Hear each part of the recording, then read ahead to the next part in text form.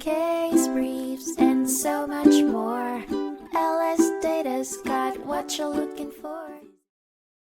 In a landmark decision, the Supreme Court reversed the New York Court of Appeals judgment, ruling that legal mandated physical appropriations of property, regardless of the small occupied space or minor economic effect, are indeed a taking under the Constitution.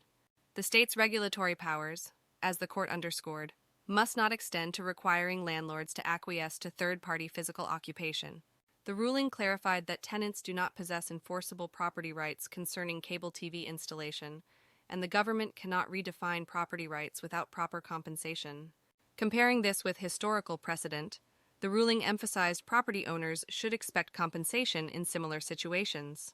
Consequently, and explicit in the court's ruling, Loretto and her co-litigants deserved compensation for the intrusion on their properties. Yet it left the matter of assigning this compensation to the state courts for future assessment.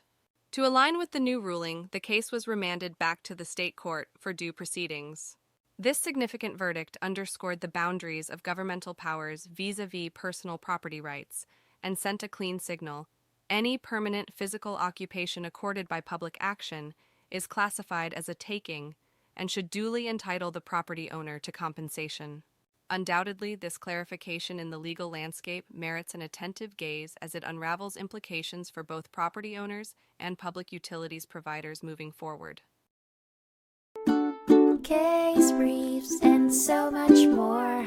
LSData's got what you're looking for. Visit lsd.law, elevate your mind. Leave the stress of class.